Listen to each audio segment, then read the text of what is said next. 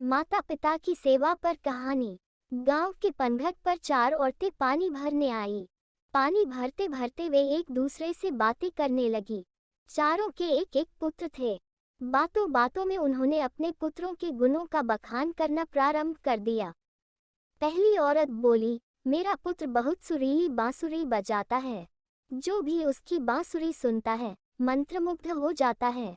मैं ऐसा गुणवान पुत्र पाकर बहुत प्रसन्न हूँ। दूसरी औरत बोली, मेरा पुत्र बहुत बड़ा पहलवान है। इस गांव में ही नहीं बल्कि दूर दूर के गांव में उसकी बहादुरी का डंका बजता है। ऐसा गुणवान पुत्र भगवान सबको दे। तीसरी औरत कहाँ पीछे रहती, वह बोली, मेरा पुत्र कुशाग्र बुद्धि है। उससे अधिक बुद्धिमान इस पूरे गांव में नहीं। लोग अपनी समस्याएं लेकर उसके पास आते हैं। मैं ऐसा पुत्र पाकर धन्य हो गई। चौथी औरत ने सबकी बातें सुनी लेकिन कहा कुछ भी नहीं।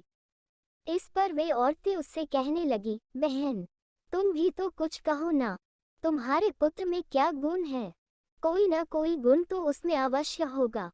वह औरत बोली, क्या कहूँ बहनों, मेरे पुत्र में तुम्हारे पुत्रों की तरह कोई गुण नहीं है। उसकी बात सुनकर तीनों औरतों ने गर्व ने अपना सिर उठा लिया। कुछ देर में सबने पानी भर लिया और वापस जाने के लिए अपना अपना घड़ा उठाने लगी। उसी समय पहली औरत का पुत्र हाथ में बांसुरी ले वहां से गुजरा। उसने देखा कि उसकी माँ पानी से भरा घड़ा नहीं उठा पा रही है, किंतु वह यह अनदेखा कर बांसुरी बजाते हुए वहां से चला गया। दूसरी औरत का पहलवान पुत्र कुछ ही दूरी पर मुद्गर घुमा रहा था। उसकी माँ कुएं से घड़ा उठाकर जैसे ही उतरी, उसका पैर फिसल गया। किसी प्रकार वह संभल गई, किंतु पहलवान पुत्र अपनी माँ को नजर उठाकर देखने के बाद भी उसके पास नहीं आया और अपनी कसरत में लगा रहा।